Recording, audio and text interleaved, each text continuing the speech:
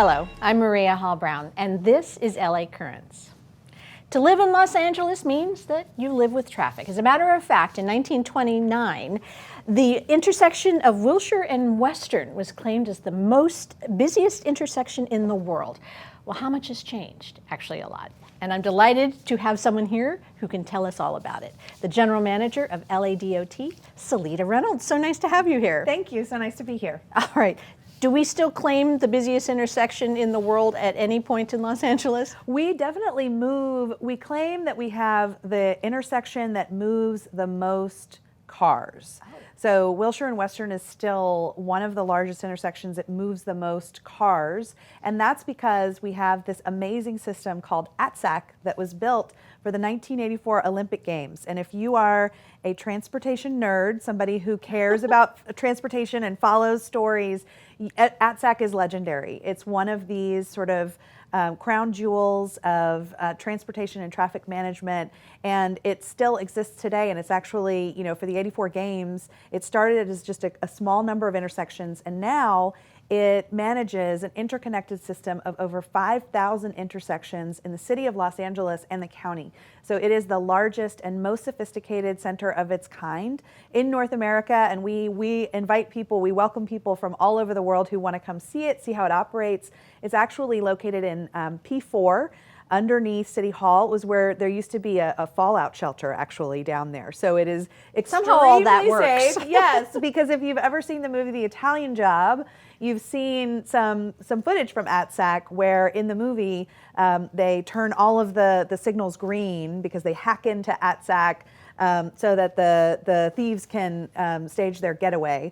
You cannot do that. ATSAC is pretty unhackable because one of the benefits of being built with 1984 technology is that it's not in the cloud, it's not on the internet, it's very hard to reach it. And we're actually in the middle of a huge project to relocate ATSAC over into some bigger quarters so that it can grow, because as ATSAC has grown up and the city has grown up, what we manage every day has become more complicated. There are trains and bikes and buses and all sorts of other things that we manage. Okay, so ATSAC is obviously an acronym for what? Automated Traffic Surveillance and Control. Okay. That's what it stands for. Okay, and it's literally monitoring how many vehicles are on surface streets and going through intersections within the city of Los Angeles. Oh, actually, that's a good question. I don't know the answer to that. It's millions. It's in the millions. Because it's a 24/7 operation. We have 7,500 miles of streets and alleys in the city of Los Angeles that LADOT manages and operates. And ATSAC, manages each of those 5,000 intersections and the thousands of cars that go through them each and every day. Okay, so you've actually just really led me into what I wanted to start off with, because I thought I was being funny about the intersection of Wilshire and Western, but it was really fun to hear all about what's happening now. This is literally the second largest municipal transportation agency in the country. Yep. And the scope seems immense. Obviously, you just gave me a little bit of statistics in terms of, how many miles. Yeah. But what are the fundamental responsibilities of LADOT? So the interesting thing about departments of transportation is that in different cities is that no two of them are really exactly the same. Okay. Most of them grew up in their cities as their cities grew, and some of them started out as public works agencies or started out in other places, and then the city decided, wait a second, we actually need an entire department just for transportation. In fact, the city of Oakland just created a department of transportation in the recent past. So there are still cities that are sort of creating new departments. In LA, what that looks like is we manage and operate those 7,500 miles of streets, those 5,000 intersections. We also have a responsibility for parking. So we have 37,000 on and off street parking spaces and meters that we manage throughout the city. Some of them are structures, like in Hollywood. A lot of them are just surface lots, and then all of the on-street metered parking. Okay. And then we also have LADOT Transit, which we're very proud of. We're the largest municipal transit operator in the county. So we move about 20 million trips in a normal year. We move about 20 million trips on LADOT Dash and Commuter Express. and our paratransit service as well, City Ride, that serves people with disabilities that need sort of special services to get them where they need to go. And then we also have a responsibility for regulating different for-hire and private transportation industries like taxis, scooters, and electric bikes that people around Los Angeles have seen and many cities have seen popping up everywhere throughout the city. So we have a really large portfolio of responsibilities that we have, where we put all the signs on the street and the striping on the street that you see, but we also have partners over in Public Works. So there's 5 Public Works bureaus. We don't fill potholes. That's Streets LA. We don't manage the freeways. That's the state. That's Caltrans. And we don't run the subways and a lot of the surface transit. That's Metro. So the name of the game for us is really collaboration. We can't just sort of operate in a little silo because everything we do is connected to another agency or even sometimes another city or another level of government.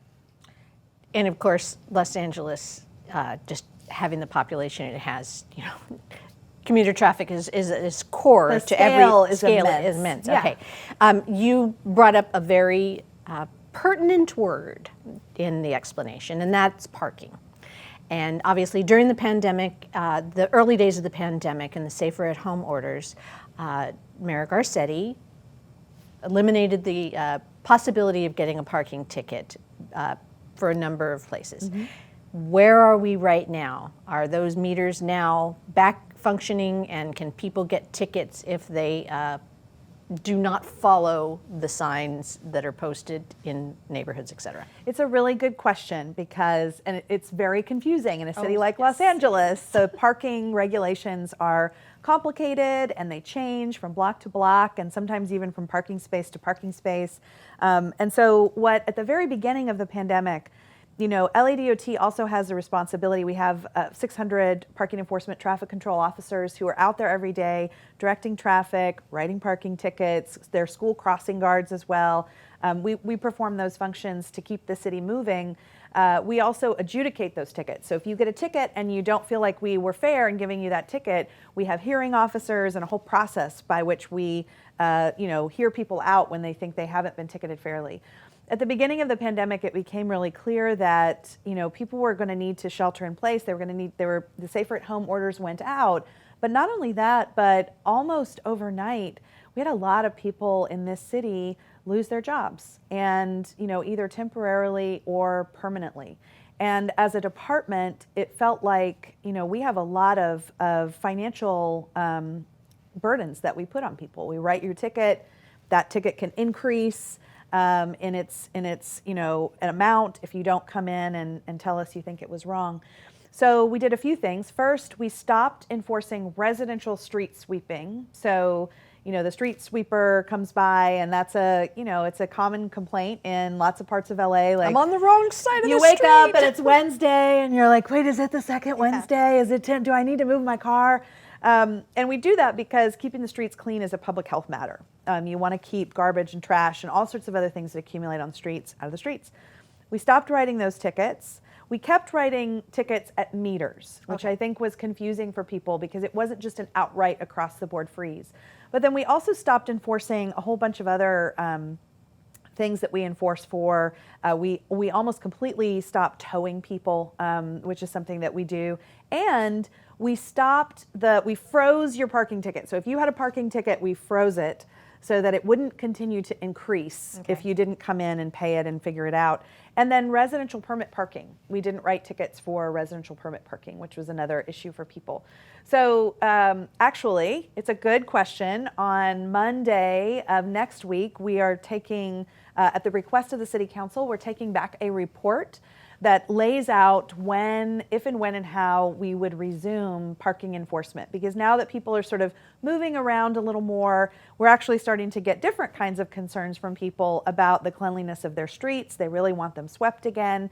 And the safer at home orders are, have sort of, the way that people move around the city has changed. People are getting out and they're moving around the city. So October 1st is potentially when we would resume all parking enforcement throughout the city. Okay. But we're really excited about a couple of ideas that we have to make it easier on people. So we're proposing that if you have several parking tickets, you could have an amnesty where you could come in and just pay the base amount for those tickets, and we'll wipe away all of the increases in fines and things like that, and a couple of other ideas to try and make it easier for people, to ease the burden a little bit, because we know that so many people are still struggling. Fascinating. Okay. So other things that kind of happened during the early days of the pandemic, you mentioned a lot of your ability to move people around with Dash and Commuter Express and Land Now. So are those operating again? Can people call a shuttle? Can people get those rideshare opportunities that LADOT offers? Yes. So Dash, which are all of the, they're sort of neighborhood circulators. So there are several of them that move around downtown, and then we have them in neighborhoods throughout the city. We made all transit free at the beginning of the pandemic, right. Because both because we wanted to sort of lessen that burden on people, but also because we were protecting the transit operators themselves. So the people who sit at the front of the bus and operate the bus and move around town, we wanted to try and protect them as much as we could, because actually in transit agencies around the United States, transit operators were getting hit really hard. There were many of them that were getting COVID-19, and even in New York City and Metro, getting very ill and actually passing away from that disease. So to prevent the amount of interaction that the bus driver has when somebody comes in the front door and pays their fare, we made it all backdoor boarding, so people only get on through the back, and we have wheelchair ramps in the back so everybody can get in and out no matter what their needs are.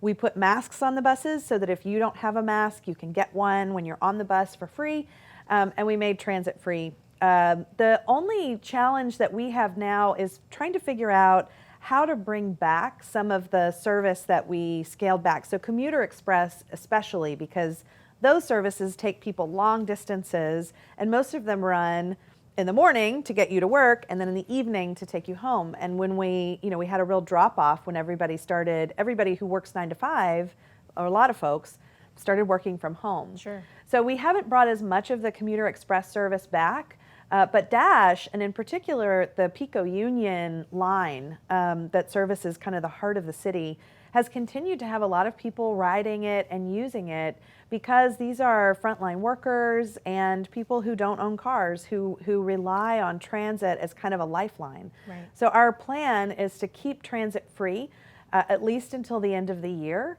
And hopefully at some point schools will be back in session. I know I have two daughters in LA Unified schools, and I'm really crossing my fingers along with a lot you of and every other parents, mother in the city, that things become safe enough for both teachers and for kids that they can go back.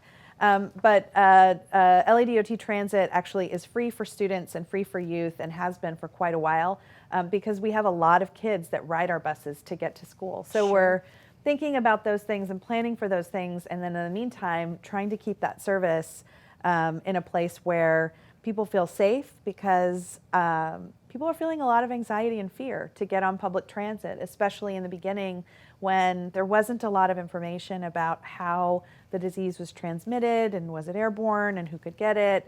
Right. So we limited the number of people actually who could be on each individual bus, but then we increased the number of buses so you wouldn't get passed up. And we tracked that very carefully. How many riders did we end up having to pass with one bus? How much longer did they have to wait? And how much faster are our buses now that there isn't as much traffic? And what are some of the changes we can make to keep that service going and keep it really strong, even as traffic returns? Let's keep with this theme of adjustments made because of this shift in how we exist, period. Mm-hmm. So one of the big things, in particular, when restaurants were allowed to open and then they had to close again, was the opportunity to create a dining al fresco. With that, restaurants had the opportunity to have guests again. Mm-hmm. And with that, parking spaces were taken away and lanes and streets were taken away.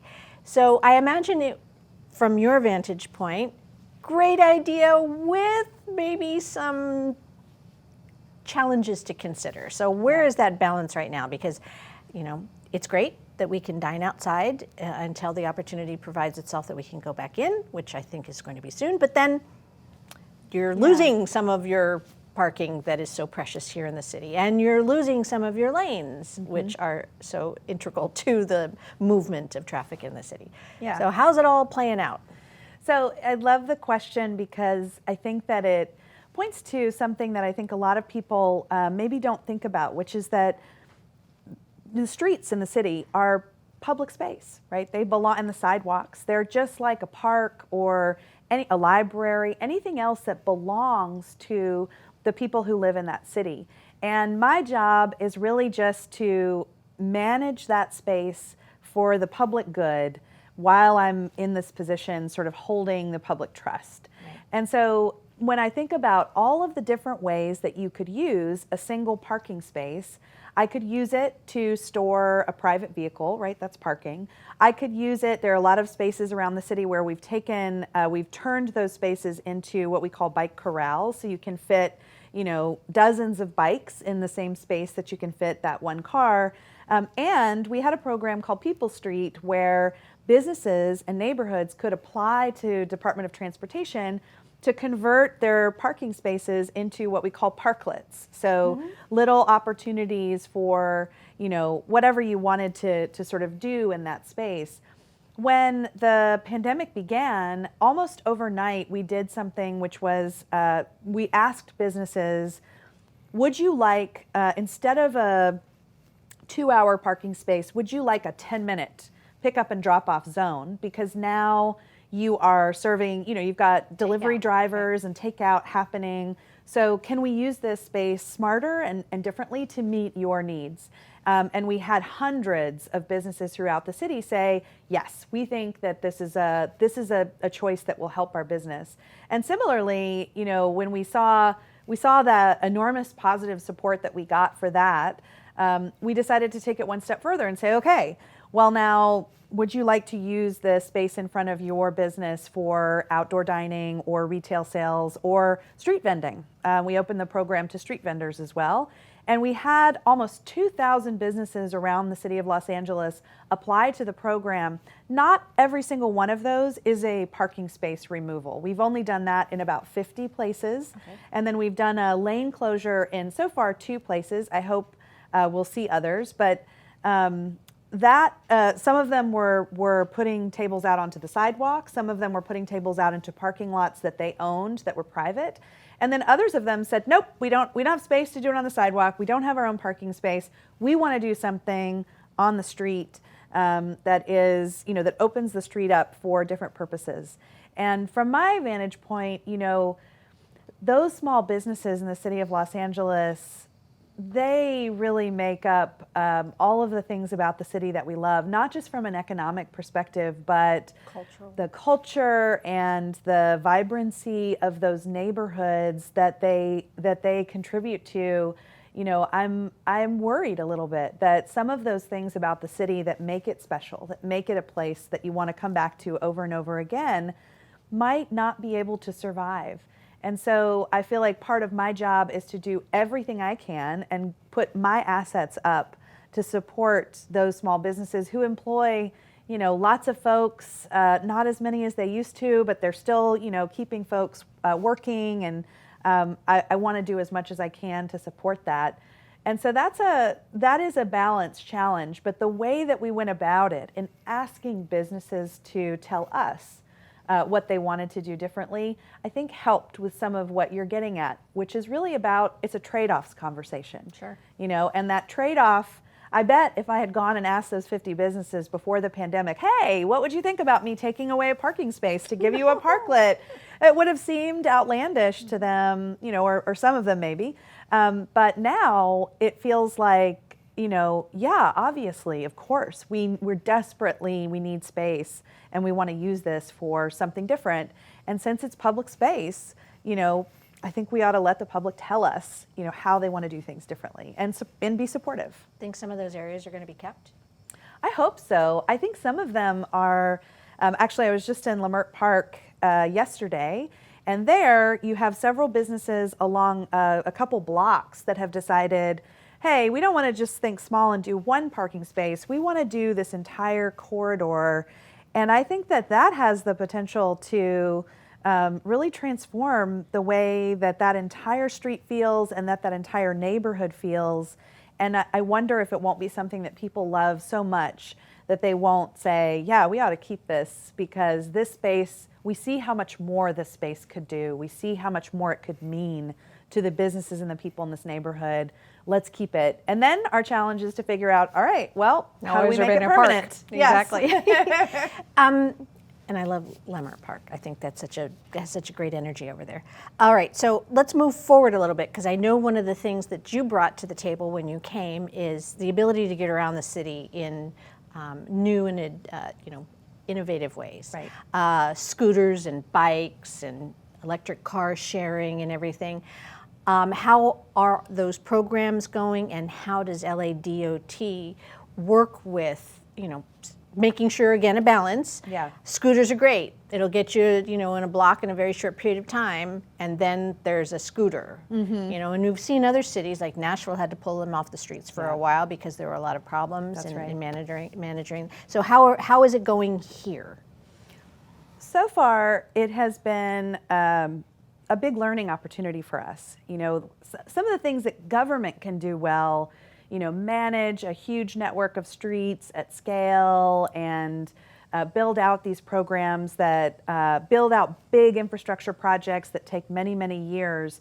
That's what we're good at. We can kind of play the long game, and we can have policy goals that are about, climate or public health or economic, revitalization.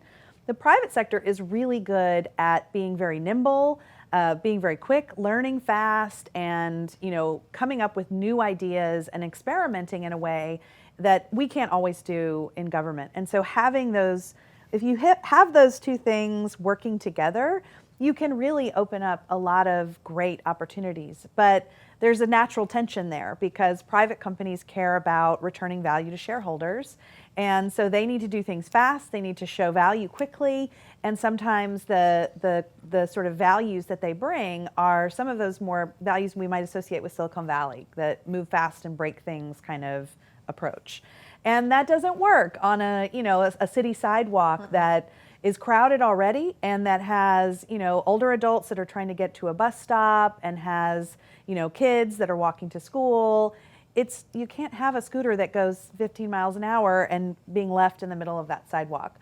So our approach has been, how can we set up the rules so that businesses feel like they can come to Los Angeles and be successful? I didn't want to put my thumb on the scale and restrict those ideas, but there needs to be a very strong adult in the sandbox, let's say, making sure that everything is kosher, everybody's playing well together, and that's our job. So we've created both very creative regulations for those companies, and sometimes, in the case of EV car share, we actually have gone out and gotten grant money to invest in those systems so that we can make sure that they go to low-income communities and places where they might not go if we weren't involved, because those companies may feel like, we're going to make a lot more money if we just start out in some of the wealthier parts of town. And that doesn't meet our goals. So how can we put our money where our mouth is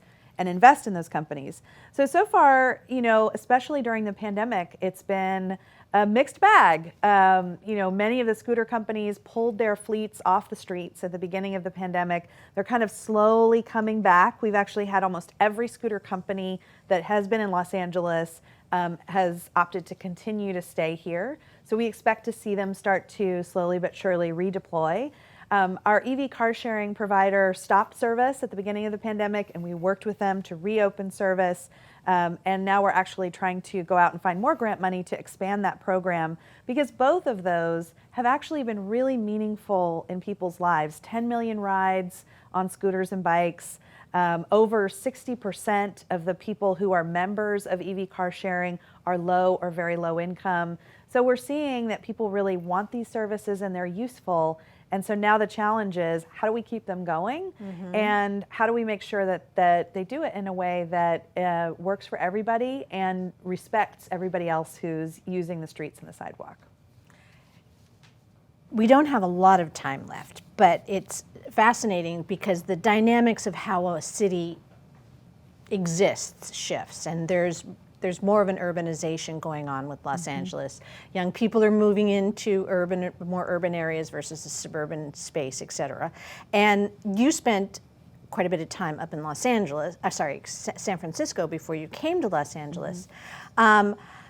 They've got a huge public transit system there that is kind of incorporated into the world, including the trolleys. And at one point, Los Angeles had the red cars and the yellow cars and all that kind of stuff. Are you stealing ideas from? I mean, it's a natural thing to do. Yes. You know where it works.